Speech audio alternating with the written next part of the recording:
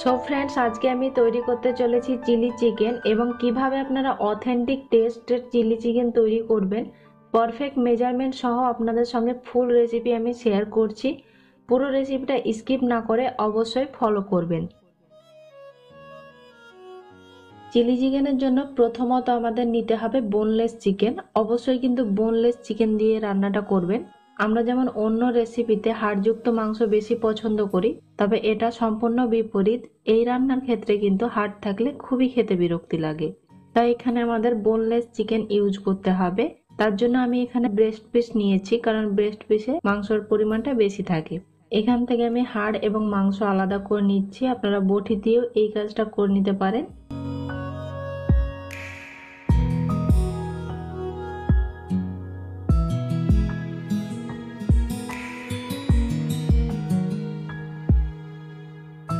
এবং চিকেনের পিসগুলো অবশ্যই ছোট টুকরো করে কেটে নেবেন।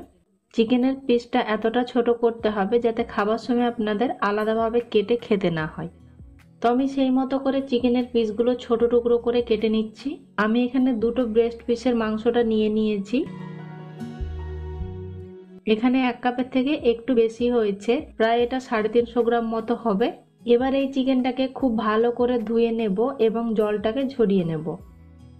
এবার চিকেনটাকে আমি ম্যারিনেট করে নেব। তাই প্রথমে আমি নিয়ে নিচ্ছি 40 থেকে 45 গ্রামের মতো ওয়েটের একটা ডিম নিয়েছি। এর থেকে কিন্তু কম ডিম ইউজ করা যাবে না।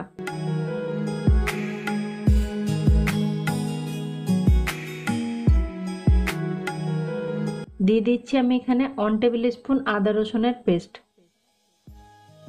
এবং দিচ্ছি আমি এখানে 1/4 টিস্পুন ব্ল্যাক পেপার পাউডার, স্বাদ মতো লবণ। লবণটা আপনারা অবশ্যই নিজেদের স্বাদ মতো অ্যাড করবেন। সেই সঙ্গে আমি এখানে অ্যাড করছি 2.5 টেবিল স্পুন কর্নফ্লাওয়ার। চাইলে আপনারা 3 টেবিল স্পুন কর্নফ্লাওয়ার অ্যাড করতে পারেন। কর্নফ্লাওয়ারের জায়গাতে কোনোভাবেও কিন্তু ময়দা ইউজ করা যাবে না।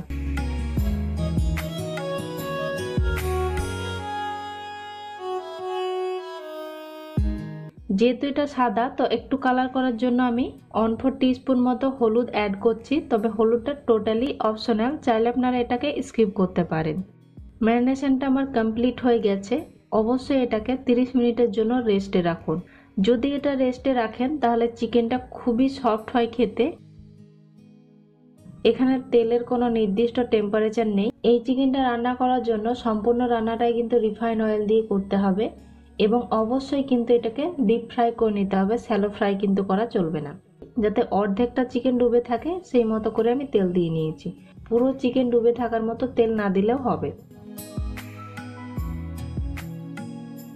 মাঝে মধ্যে এটাকে নেড়ে ফ্রাই করে নিতে হবে এবং গ্যাসের ফ্লেমটা আমি লো ফ্লেম করে দিচ্ছি, তাহলে চিকেনটা খুব ভালোভাবে সফট হয়ে যাবে। চিকেনটা আমার ফ্রাই করা হয়ে গেছে এবং কালারটা ঠিক আমি এরকম গোল্ডেন কালার করে ভেজে নিয়েছি। এইরকম কালার করে ভেজে নিলে চিকেনটা সফট হয় এবং 80% চিকেনটা কিন্তু সেদ্ধ হয়ে যায়। বাকি যে চিকেনটা আছে আমি সেমভাবে ফ্রাই করে নিচ্ছি। আমি এখানে 2 টেবিল স্পুন রিফাইন্ড অয়েল নিয়েছি। আমি যে তেলে ফ্রাই করেছিলাম আমি ওই তেলেই কিন্তু রান্না করছি। এর মধ্যে আমি দিয়ে দিচ্ছি 1/4 কাপ পেঁয়াজ কুচি। এই পেঁয়াজটাকে ভেজে নেব জাস্ট হালকা একটু নরম হয়ে আসা পর্যন্ত। দিয়ে দিচ্ছি আমি এখানে 1 টেবিল স্পুন রসুন কুচি। একদম উঁচু করে 1 টেবিল স্পুন রসুন কুচি নিয়েছি। অবশ্যই কিন্তু এখানে রসুন কুচি ইউজ করতে হবে, এর জায়গাতে কিন্তু রসুনের পেস্ট ইউজ করা যাবে না। রসুনটাকে একটু ভেজে নিচ্ছি। জাস্ট হালকা একটু নরম হয়ে এলে এর মধ্যে অ্যাড করে দিচ্ছি 1/2 কাপের থেকে একটু কম কিউব করে কেটে রাখা পেঁয়াজ এবং দিচ্ছি 1/3 কাপ ক্যাপসিকাম। এটাও ঠিক পেঁয়াজের মতোই কেটে নিয়েছি। এবার এইগুলোকে আমি একটু ফ্রাই করে নেব। দিচ্ছি এখানে আরো আমি 1/2 টিস্পুন লবণ। লবণটা আপনারা অবশ্যই নিজেদের স্বাদ মতো অ্যাড করবেন। বড় পেঁয়াজগুলো বেশ একটু সফট হতে শুরু করেছে এবং ছোট পেঁয়াজগুলো কিন্তু প্রায় গোল্ডেন হতে স্টার্ট করেছে।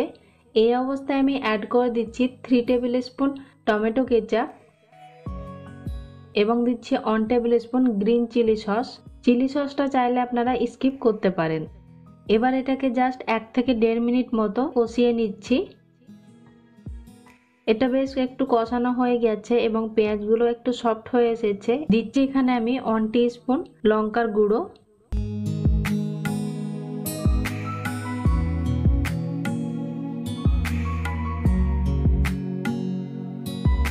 দিচ্ছি এখানে 6-7টা কাঁচা লঙ্কা চেরা।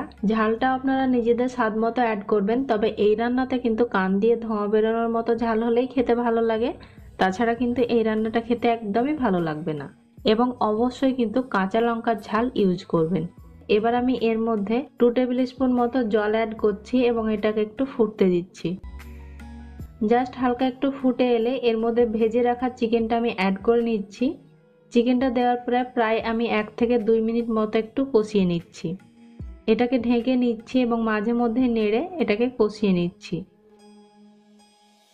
এবার আমি এর মধ্যে প্রায় 1/3 কাপ মতো জল অ্যাড করলাম এবং খুব ভালোভাবে একবার নেড়ে নিচ্ছি এবং এটাকে ঢাকা দিয়ে আরও কিছুক্ষণ সেদ্ধ হতে দিচ্ছি।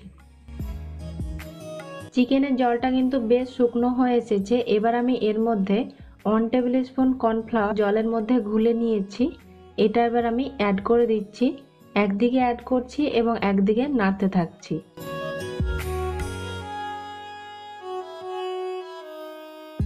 এবার আমি এখানে দিয়ে দিচ্ছি 1 টিস্পুন চিনি। এই রান্নাটা কিন্তু অবশ্যই মিষ্টি হবে। এবং সেই সঙ্গে আমি এর মধ্যে অ্যাড করে দিচ্ছি 1/2 টেবিল স্পুন মতো সয়া সস। অবশ্যই কিন্তু এখানে ডার্ক সয়া সসটা ইউজ করবেন।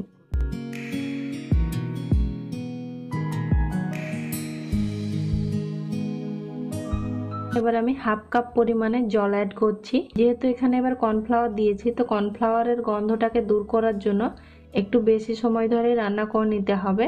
তাই এখানে আমি 1/2 কাপ মতো জল অ্যাড করছি এবং খুব ভালোভাবে নেড়ে নিয়ে এটাকে ঢেকে রেখে দিচ্ছি।